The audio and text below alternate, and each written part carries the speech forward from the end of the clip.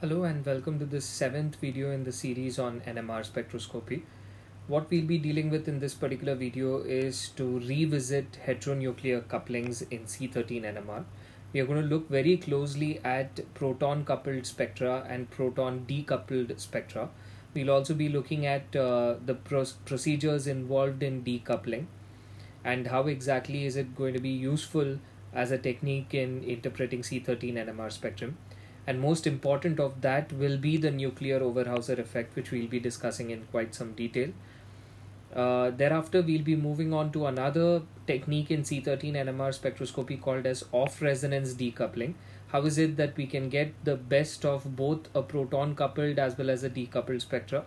That is possible through the off-resonance decoupling. We'll be looking at that. Finally, we'll be looking at heteronuclear coupling with other nuclei like F19 and P31, taking some characteristic examples. And towards the tailing end of this video, we are going to be looking at a technique called as DEPT, and we'll see how exactly this technique has almost completely replaced the off-resonance technique by providing useful information and at the same time involving certain pulsed techniques in NMR. Let's first look at heteronuclear coupling, wherein a C13 nucleus is coupled with a proton. The protons which are directly connected to the C13 nucleus, like say for example, if we consider this particular molecule as a reference example, we see that it has two different types of carbon atoms, and each carbon atom has protons connected to it directly through bonds, and therefore these protons that are attached to the carbon atom will couple with it, provided we don't use a decoupler or any other technique that can remove the coupling in it. Now this coupling is possible because both proton as well as C13 nucleus are both NMR active with a nuclear spin of half, and if the nuclear spins happen to be half, then the total number of peaklets that result on coupling can be given by this simplified formula, that is n plus 1, which is a simplification from 2ni plus 1.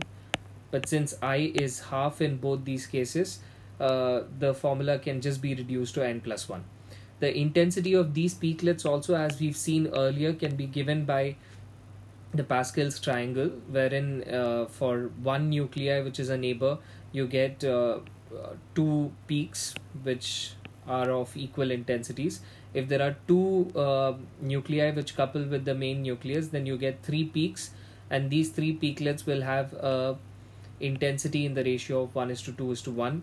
If there are three nuclei connected, then you have four peaklets of the intensity 1:3:3:1, and so on. If we move one step further to look at the coupling constants involved in such type of coupling and compare it with coupling constants in H1 NMR, we see that when we record in H1 NMR and there are two different nuclei in different magnetic environments, they couple with one another, giving a certain coupling constant that's usually in the range of 1 to 20 Hertz.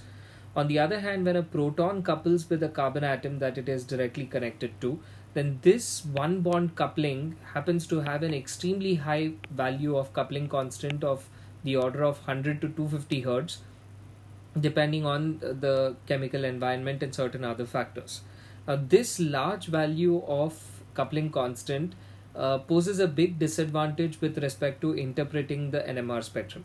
Because what happens is the individual peaklets are separated by a huge margin, and that results in overlap of multiple peaklets, so that we are unable to interpret the cause of that splitting pattern or the number of peaks that should have otherwise been observed in the C13 NMR.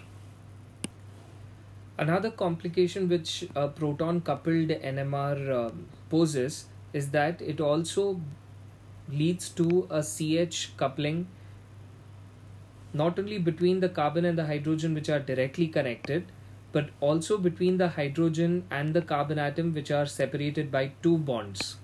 Now these two bond couplings of course have a very low value of coupling constant, or the intensity of coupling is very poor, but nonetheless it results in some complication with respect to the spectra. We'll see how exactly this becomes complicated in case of the proton coupled C13 NMR. Let's consider the example of this molecule and its C13 spectra in two different modes, one of them proton coupled and the other one proton decoupled. Now, in the proton coupled spectra, we can see that each carbon atom is showing some peak multiplicity with respect to the number of protons that are directly connected to it. And we are also seeing that there is a large difference between the peaklets that's indicative of the large value of J1, which is one bond coupling which happens between the carbon atom and the proton. Likewise, for a CH2 over here, you have a triplet. For the CH2, which is directly connected to a heteroatom, its chemical shifts being larger, the triplet is appearing here. There is a carbonyl carbon, which is a singlet, and there are carbon atoms of the aromatic ring, which is giving you a very complex or a complicated pattern of splitting. So one complication is very evident, that due to a very large value of J, there can be overlaps between peaks which will not be discernible, and hence the interpretation of the spectrum will become that much more difficult. Another complication in this proton coupled spectra is that not only do the protons that are directly connected to the carbon atom couple with it, but also the neighboring proton also enter into a two bond coupling with this carbon atom.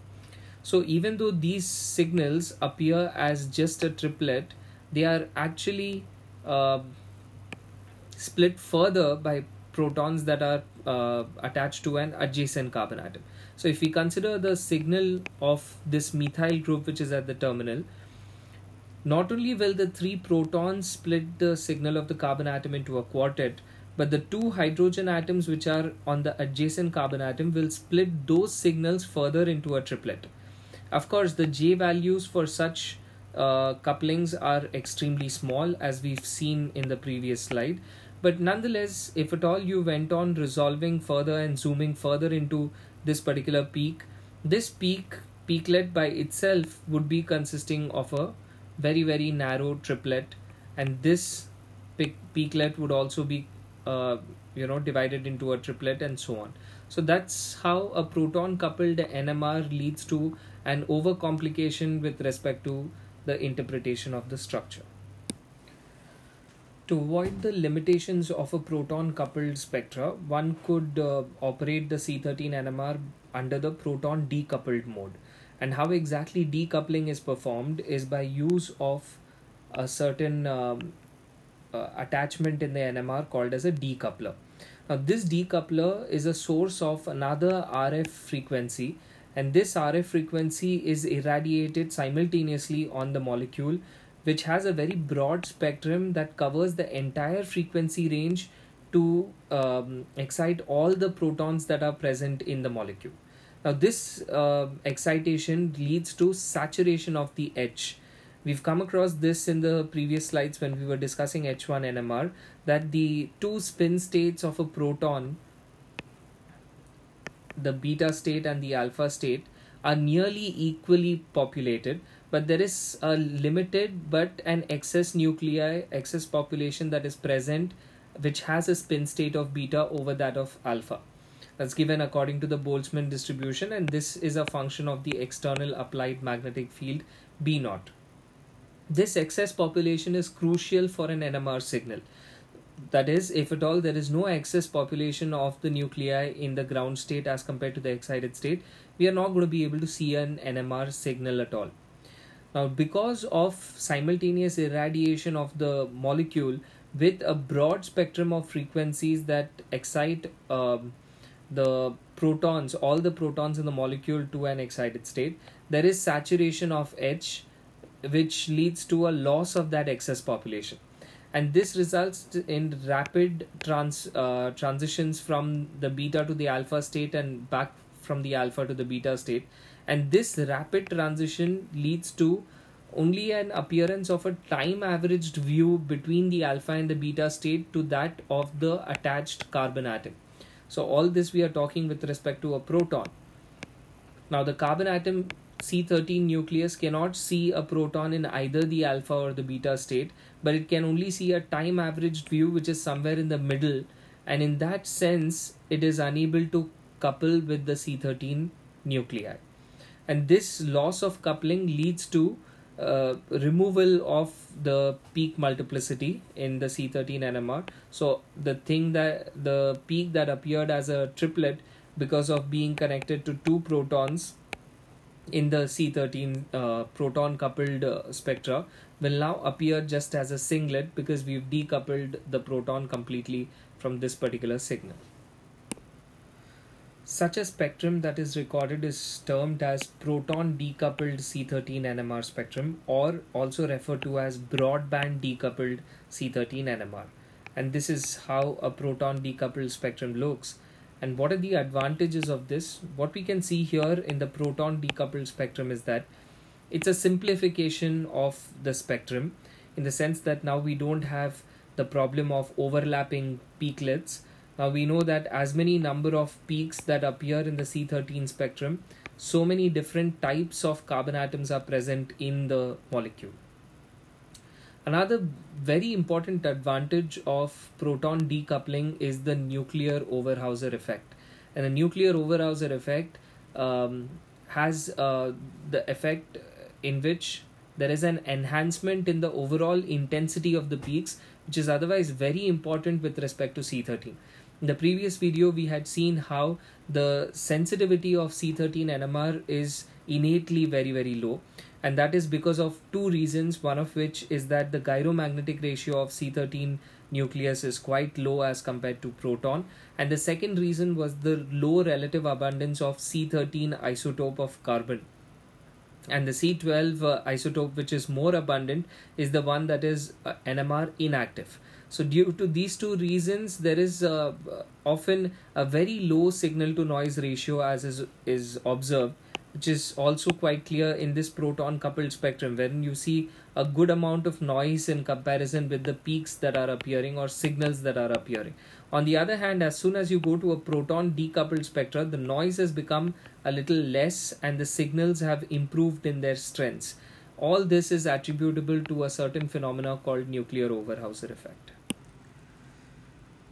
The nuclear Overhauser effect or the nuclear Overhauser enhancement is seen whenever two coupled nuclei are irradiated in such a way as to remove the coupling between the two.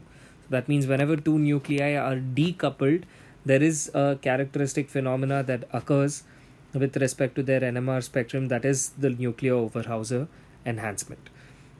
And the reason why nuclear Overhauser enhancement or NOE takes place is because there is cross polarization of the two nuclei, which results from saturation of one nuclei. And due to this cross polarization, there is an increase in the number of nuclei in the lower spin state of the other nuclei that is being probed. So say for example, if we are talking about two nuclei A and B, which are within the range as to couple with one another, and one of them is irradiated and the other one is observed. So they are both coupled nuclei to one another when it comes to running a normal NMR scan.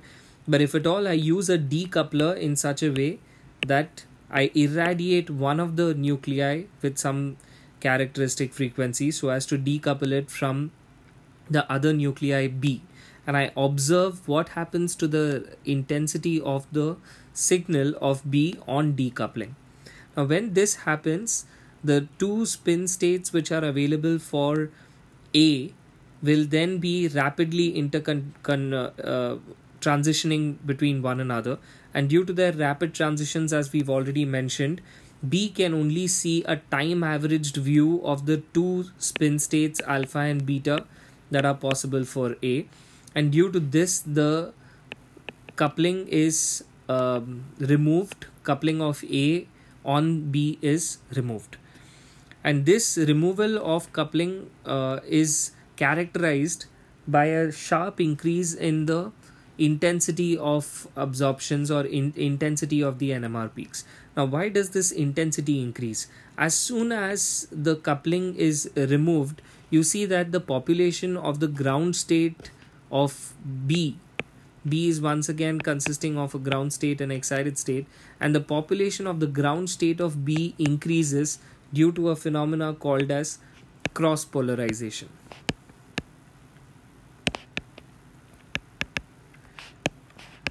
And as the ground state population increases, naturally the peak intensity also goes up, because there are more number of nuclei in the ground state that are available to accept the radio frequency radiations and go to an excited state and perform what is called as a nuclear flipping of the spins. As we've just stated, NOE can either be achieved in the homonuclear fashion or amongst two nuclei which are different from one another. In case of homonuclear nuclear Overhauser enhancement, the maximum enhancement that is possible, also referred to as NOE max, happens to be 1/2 or to the tune of 50% enhancement that can be achieved. And we'll be coming back to NOE because we'll be discussing a very important advanced technique in NMR called as NOE. And in NOE, the nuclear Overhauser effect spectroscopy helps in identifying protons that are that couple with one another because of being in close proximity to one another, and that can be discerned by the nuclear Overhauser enhancement that a certain nuclei gets due to irradiation of the other nuclei. So you can make out that through space, if at all there are two nuclei that are strongly interacting with one another, then structure can be assigned to such molecules in such a way as to put those two nuclei close to one another in space. Alright, so coming to nuclear Overhauser effect in heteronuclear situations, which is what we are discussing with respect to C13 NMR, the nuclear Overhauser effect or enhancement is to the tune of half of the gyromagnetic ratio of the nuclei that is being irradiated to that of the gyromagnetic ratio of the nuclei being observed. And when we substitute values in this particular equation, we get 1/2 of 267.5 over 67.28, which is roughly about 1.988. And this is what leads to theoretically about 200% increase in a C13 signal when you operate the NMR under proton decoupled case. Because NOE is a result of decoupling of protons which are directly attached to the carbon atom, due to which there is an increase in the intensity of the signal that stems out of that particular carbon, it is not surprising that the order of enhancement is in this particular trend, whereby the maximum number of hydrogens when they are connected to the carbon atom usually sees the maximum enhancement in the signal, whereas those systems which have quaternary carbon atom, don't have any hydrogens connected to it, do not receive any enhancement due to nuclear Overhauser effect. This is a very typical example whereby the chemical shift value of 211.04 in C13 spectra is representative of a carbonyl group, typically a part of a ketone. Now, in this particular carbon atom, the signal happens to be very, very weak, and the weak intensity of the signal can be attributed to minimum nuclear Overhauser effect that should have taken place because there is no hydrogen connected to it, so as to result in NOE on decoupling. On the other hand, certain signals are intense, and intense signals could be correlated to carbon atoms that consist of 2 or 3 hydrogens, which results in a finite and substantial increase in the intensity of the signal. The intensities of signals in C13 NMR spectrum is usually of the order CH3 has the most intense, followed by CH2, followed by CH, which is usually much greater than a quaternary carbon atom or carbon atom that doesn't have any hydrogen connected to it. The principal reasons as to why this happens is, one of them, the nuclear Overhauser effect, which we've just seen, which is a result of decoupling of protons from a certain carbon atom, which gives a signal. and there is a up to 200% increase in that particular signal that is observed due to NOE. That's not the only reason why we see a large increase in the signals of various carbon atoms in C13 spectra. Another reason why these carbon atoms that are connected to more number of hydrogens usually show a heightened signal is due to the type of relaxations involved. There are two principal types of relaxation processes that operate in case of NMR. One of them is called as spin lattice relaxations, and the other one is called as spin relaxations. The spin lattice relaxations are also referred to as longitudinal relaxations, and the spin relaxations are also called as transverse relaxations.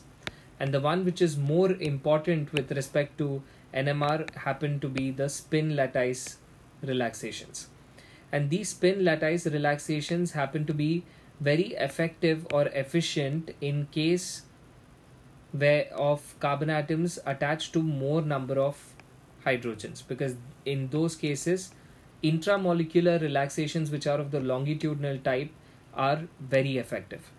And as these relaxation processes are effective for a carbon atom attached to more number of hydrogens, quickly the alpha state can go back to the beta state, or the restoration of the normal Boltzmann distribution between the nuclei of the ground state and the excited state can be achieved, and this restoration can help in enhancement in the signal intensity, because you are making the ground state more populous as compared to the excited state, or the peak saturation is going to be relatively low, because very readily the excited state gets relaxed back to the ground state. And this relaxation, which is of the longitudinal spin lattice type, goes on becoming less efficient as the number of hydrogens connected to the carbon atom becomes lesser and lesser. That is another reason why a carbon atom that is quaternary, or a carbon atom as a part of a carbonyl, or other systems where carbon atom lacks a proton, shows very weak signals in C13 NMR. So we've discussed both proton coupled as well as proton decoupled C13 NMR. The advantage of using proton coupled C13 NMR is that the information about protons is retained, and hence you will be able to get some useful information of how many protons are connected to the carbon atom, and thereby facilitate structure elucidation. But there are major disadvantages associated with C13 NMR that's recorded under the proton coupled mode. One is that there are large number of overlaps due to the extremely high J value of coupling constants, which are one bond coupling constants between the carbon atom and the proton. And there is some complex nature to the splitting patterns, because not only do you see one bond couplings, but you also see two bond couplings resulting from the interaction of a neighboring proton with the carbon atom that is under consideration. Now, proton decoupled C13 NMR poses very big advantage in the form of simplification of the spectra, because there are no couplings observed, and therefore each signal or each peak in a C13 NMR which is operated under H decoupled mode represents a magnetically distinct carbon atom in your molecule. A second very important advantage of using proton decoupled C13 NMR is that there is a nuclear Overhauser enhancement by which peaks in C13 NMR can be enhanced by a factor theoretically of about 200%, and that's what improves the signal to noise ratio, and this improvement in signal to noise ratio helps in increasing the sensitivity of C13 NMR, which is otherwise poor.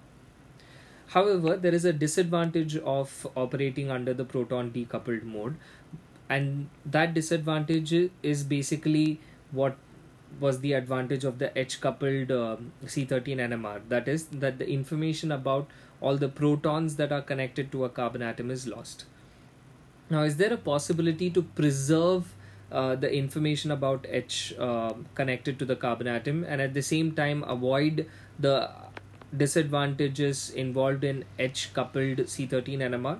The answer is yes. and this answer comes from off resonance decoupled C13 NMR. Now, in an off resonance decoupling technique, what is done is that the decoupler is not placed at the exact frequencies at which all of the protons absorb, which is what is done in decoupling experiment of C13 NMR, wherein complete decoupling is desired. On the other hand, is in off resonance decoupling, we keep the frequency of the decoupler slightly upfield or slightly downfield from the exact frequencies of absorption of all the protons, in such a way that the coupling information or the information about various hydrogens attached to the carbon atom is preserved, but at the same time the J values are reduced significantly. And because of this reduction in J values, once again the spectra starts looking like that of the H1 type. Just to summarize the off-resonance technique, in an off-resonance technique, a frequency of decoupler which is kept slightly upfield or downfield from the usual sweep width is used. That's why it's referred to as off-resonance. It's not kept at the exact frequency at which all the protons absorb. And at the same time, power of the decoupling oscillator is kept low because we want to preserve J1 coupling, but we want to remove coupling between the carbon atom and remote proton. So what this means is that the coupling of the B proton with the B carbon atom is preserved so as to result in peak multiplicity of this carbon signal, so that we are able to identify how many protons are connected to this carbon atom. But at the same time, the splitting of the proton of A type on the signal of CB is removed. That's what we mean by coupling between carbon atom and remote protons is lost. And a very important effect of resonance decoupling is that the values of one bond coupling, CH coupling, become much smaller, and therefore the overlap problem which was originally existing in the proton coupled spectra gets negated. This is an example of off-resonance decoupled C13 spectrum, and the spectrum is of 1-propanol. Structure is given here. Now in this you see that the first peak, which is downfield from TMS, from 0 ppm, is split into a quartet, and now the J values are not as large as what was observed in the proton coupled spectra. So you're retaining the information of how many protons are connected to this carbon atom, and at the same time you don't have the overlap problem which was earlier observed. So this quartet is coming from a carbon atom that is connected to 3 protons, so it can be assigned to this carbon atom in the structure here. And you have a triplet which is a little further downfield. Now this triplet has to come from a carbon atom connected to 2 protons, so you can assign it to the second carbon atom here in the structure. And the last structure, which is the furthest downfield, because its chemical shift values are being affected by being associated or connected to an electronegative heteroatom, that is oxygen, and this triplet is coming from CH2, and the carbon atom that must be resulting in this peak should be the one connected to OH. In the upcoming video, we'll be looking at certain other heteronuclear couplings with C13. We'll be looking at carbon coupling with deuterium, because we'll be considering solvents that are routinely used in NMR, and based on that what type of coupling patterns are observed. Likewise, we'll be looking at coupling of F19 and P31 with the C13, and we'll be looking at another important pulsed technique called as DEPT.